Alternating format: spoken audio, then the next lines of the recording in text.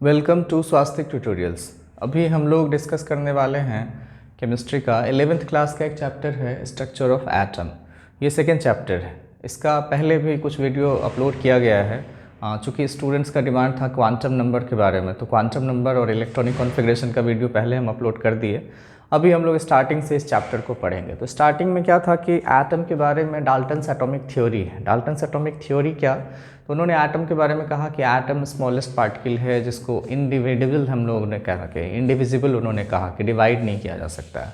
फिर सेकेंड जो हम लोगों के पास आता है वो थॉमसन का मॉडल है। थॉमसन का मॉडल एक्चुअली ऐसे डाल्टन से अगर बात करें तो पहला है डाल्टन्स एटॉमिक थ्योरी। उनका ये चैप्टर 1 में रहता है, एनसीईआरटी के चैप्टर 1 में दिखेगा डाल्टन का एटॉमिक थ्योरी कि एटम डिवाइड नहीं किया जा सकता है, किसी केमिकल रिएक्शन में एटम ही पार्टिसिपेट करता है और एटम के रीअरेंजमेंट से ही केमिकल रिएक्शन होता है। ये सब बात उन्होंने एटम के बारे में हम लोगों को बताया। जो दूसरा थ्योरी है that is Thomson's atomic model, और इनका जो मॉडल था उसमें उन्होंने वाटरमेलन मॉडल, वाटरमेलन या फिर इसको हम लोग प्लम पुडिंग मॉडल भी कहते हैं।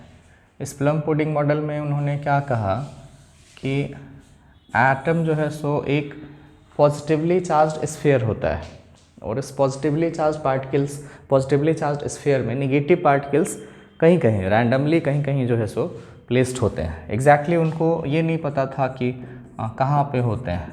दैट इज़ जो हम लोगों को आज पता है कि निगेटिवली चार्ज पार्टिकल क्या है, इलेक्ट्रॉन है, और उसका जो कॉन्फ़िगरेशन है वो सब उनको नहीं पता था। उन्होंने सिर्फ कहा कि एटम जो है सो एक पॉजिटिवली चार्ज्ड स्फीयर होता है और निगेटिवली चार्ज पार्टिकल उसमें कहीं कहीं एम्बेडेड होता है। एग्जैक्टली वैसे ही जैसे वाटरमेलन का जो सीड्स होता है, तरबूज का जो बीज होता है, या फिर प्लम पुडिंग केक टाइप का एक मिठाई है उसमें चेरी पार्टिकल्स जैसे एम्बेडेड होते हैं, वैसे तो इनका ये था कि पॉजिटिव स्फीयर होता है और निगेटिव चार्ज का कई सारा क्या होता है, पार्टिकल होता है। और कुल मिलाकर के जो बात उन्होंने कहा कि एटम न्यूट्रल होता है, ये बात हम लोगों के काम का है।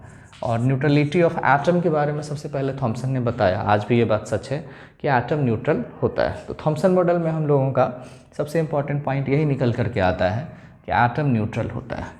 तीसरा जो हम लोगों के पास एटॉमिक मॉडल आता है वो है रदरफोर्ड का मॉडल। और रदरफोर्ड ने अपने एटॉमिक मॉडल को एक एक्सपेरिमेंट के बेसिस पर हम लोगों को बताया। रदरफोर्ड का जो एक्सपेरिमेंट है जिसको हम लोग कहते हैं अल्फ़ा स्कैटरिंग एक्सपेरिमेंट, उन्होंने क्या किया कि थिन गोल्ड फॉइल पे लगभग 100 नैनोमीटर थिकनेस का गोल्ड फॉइल लिया, उस पर बहुत सारा अल्फ़ा पार्टिकल को उन्होंने भेजा। तो उनका ऑब्जर्वेशन आया कि कई सारा जो अल्फ़ा पार्टिकल था वो सीधा पास कर गया। ज़्यादातर अल्फ़ा पार्टिकल गोल्ड फॉइल से सीधा पास कर गया। कुछ अल्फ़ा पार्टिकल दाएं और बाएं डेविएट कर जाता है और out of 20,000 one alpha particle was reflected back. तो इस ऑब्जर्वेशन से उन्होंने कुछ इन्फ्रेंसेस, कुछ अंदाज़ा उन्होंने लगाया। तो ये जो हम लोगों के पास है वो थर्ड हो जाएगा रदरफोर्ड्स एटॉमिक मॉडल। ये तीसरा होगा। इसमें उन्होंने क्या किया, तो एक्सपेरिमेंट का नाम हम लोग कहेंगे अल्फ़ा स्कैटरिंग एक्सपेरिमेंट। उसमें उन्होंने क्या किया कि अल्फ़ा पार्टिकल को थिन गोल्ड फॉइल पे भेजा। यहाँ पे हम लोग को जानना पड़ेगा कि अल्फ़ा पार्टिकल क्या होता है।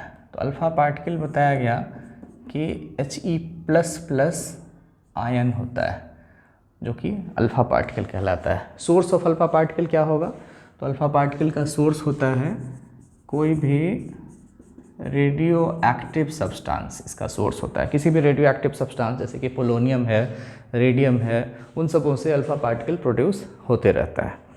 तो उन्होंने अल्फ़ा पार्टिकल को एक थिन गोल्ड फाइल पे भेजा। थिन गोल्ड फाइल अगर हम लोग ऐसे दिखाएं तो इसमें जो है सो उन्होंने ढेर सारा अल्फ़ा पार्टिकल को भेजा। सारे अल्फ़ा पार्टिकल्स का जो ऑब्जर्वेशन था वो दिखा क्या कि कुछ इधर मुड़ गया, बहुत सारा सीधा पास कर गया, कुछ इधर मुड़ गया और कुछ जो है सो इधर लौट के चला आया। तो उसका कारण उन्होंने कहा कि क्या क्या हो सकता है, इसको अगर हम लोग एक ऐसे डायग्राम देखें तो, या फिर एक ऐसे सर्कल में न्यूक्लियस और इसमें दिखाते हैं, तो एक दिख रहा है कि यहाँ जो अल्फ़ा पार्टिकल गया वो वापस चला आया, ये नज़दीक से जा रहा है तो फिर ये मुड़ गया, ये भी नज़दीक से जा रहा है तो ये भी मुड़ गया, और जो बहुत दूर से जा रहा है वो सीधा पास कर गया, जो एटम के एकदम न्यूक्लियस से दूर से वो सीधा पास कर गया। तो इनका जो ऑब्जर्वेशंस था अल्फ़ा पार्टिकल के एक्सपेरिमेंट का, उस ऑब्जर्वेशंस को हम लोग मेनली 3 छोटे छोटे पॉइंट में लिख सकते हैं, ये सब आप नोट कर सकते हैं। गोल्ड फॉइल का थिकनेस हम लोगों से पूछा जाता है, तो गोल्ड फॉइल का थिकनेस जो है सो करीब 100 नैनोमीटर होता है। और एक सवाल ये भी पूछा जाता है कि गोल्ड फॉइल ही क्यों लिया, सिल्वर एल्युमिनियम ऐसा कुछ क्यों नहीं लिया। 2 रीज़न है गोल्ड फॉइल में। गोल्ड का क्या है, तो मैलिएबिलिटी बहुत ज़्यादा है, उससे बहुत थिन फॉइल तैयार किया जा सकता है, और दूसरा गोल्ड का जो एटॉमिक मास है वो ज़्यादा है, हेवी है उसका न्यूक्लियस, तो वो अल्फ़ा पार्टिकल को रोक सकता था। तो ये सब कारण है। अब इस एक्सपेरिमेंट का, जो रदरफोर्ड का एक्सपेरिमेंट है, उस एक्सपेरिमेंट का हम लोग लिखेंगे ऑब्जर्वेशंस, क्या क्या इन्होंने देखा।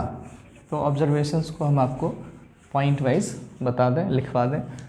पहला ऑब्जर्वेशन था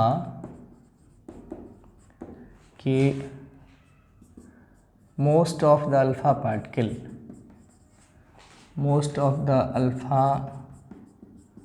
particle passed through the gold foil